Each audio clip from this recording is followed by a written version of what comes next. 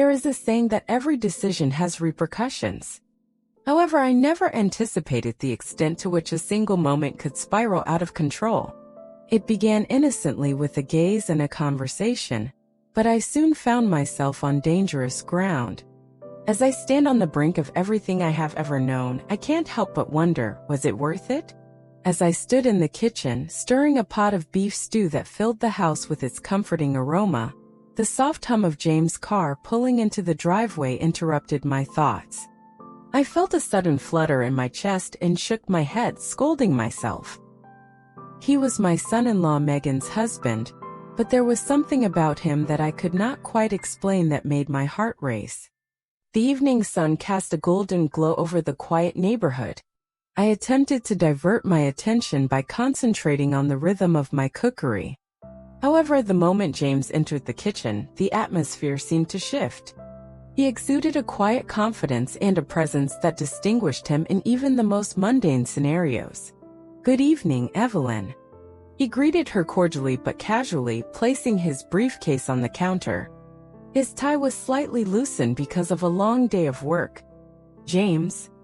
I responded by feigning a smile in the hopes that it would conceal the anxiety that was brewing within me. Tonight I imagined that I would prepare something noteworthy. He hesitated, his brow furrowing slightly. "It's Megan's favorite," he corrected. His tone was careful and measured, as if he was attempting to avoid implying anything. I waved my hand dismissively and turned back to the stove.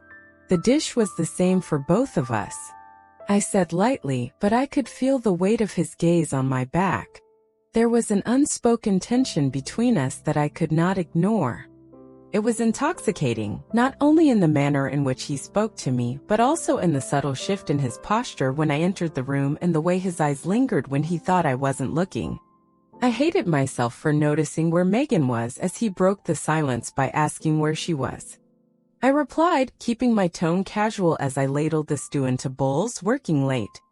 James cleared his throat and stepped back, as if to establish a buffer between us. We sat at the dining table, the silence between us interrupted only by the clinking of spoons against bowls. I attempted to concentrate on anything other than him, such as the way the light from the chandelier made his hair glisten or the way his shirt clung to his shoulders after a long day. "How's work?" I asked, desperate to fill the silence. "Busy," he replied, simply, his tone distant. He didn't meet my eyes, and I wondered if he could sense what was going on in my head. If he could, he didn't show it. Instead, he excused himself after dinner, retreating to the living room with a book, while I stayed behind to clean up. As I washed the dishes, I couldn't help but steal a glance at him through the open doorway. He was sitting on the couch, one leg crossed over the other, his brow furrowed in concentration as he read. There was something magnetic about him, something I couldn't ignore no matter how much I tried. I knew it was wrong to feel this way, but the pull was undeniable. That night as I lay in bed, I couldn't shake the image of him from my mind. The way he carried himself, the way he looked at me. Was it all in my head, or did he feel it too? I didn't know, but I couldn't deny it any longer. Something had changed between us, and I wasn't sure I had the strength to resist where it might lead. He finally looked at me, his face a mixture of guilt and intense desire. "We need to talk," he said, his voice low but firm. I nodded, my throat tightening as I followed him outside into the backyard. The cool night air was a stark contrast to the heat rising within me. James paced back and forth, running his hand through his hair as if he were searching for the appropriate words to halt Evelyn. Eventually, he turned to face me and said, "This has to stop. It is impossible for the events of last night to occur again." I crossed my arms over my chest, as if to protect myself from the raw honesty of his words.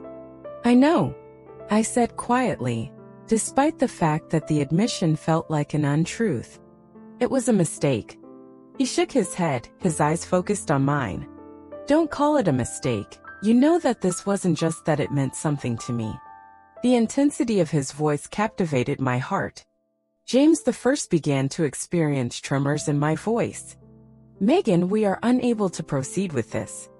"Megan doesn't even see me," he interrupted, his frustration evident. "She's so busy with work, with everything, that she doesn't even notice when I'm struggling. But you see me, Evelyn, you always have." His words struck something deep within me, shaking emotions. I Wasn't prepared to confront. I wanted to tell him he was wrong, that he was projecting feelings onto me that weren't real, but I couldn't because the truth was I did see him. I always had. I took a hesitant step closer, my resolve crumbling under the weight of his gaze. This isn't fair, I whispered. Not to Megan, not to you, not to me. Life isn't fair, he murmured, his voice softer now. But what I feel for you, it's real. Before I could respond, the sound of the patio door opening shattered the moment. We both turned sharply to see Megan stepping outside, her phone in hand, curiosity flickering across her face. What's going on out here? She asked, glancing between us. I forced a smile. I maintained my voice in spite of the internal turmoil, my heartbeat rushing as I inhaled fresh air.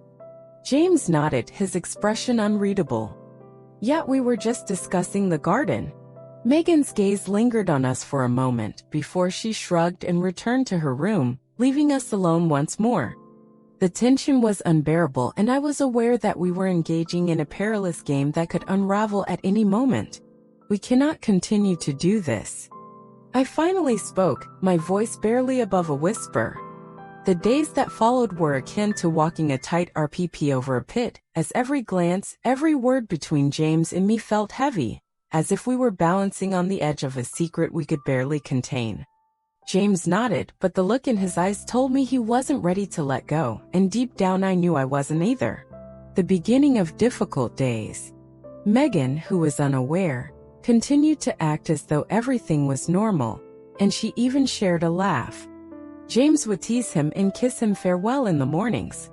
Each time she showed him affection, it was as though a knife was being twisted in my chest. The conclusion I have drawn from this is that boundaries are in place for a reason.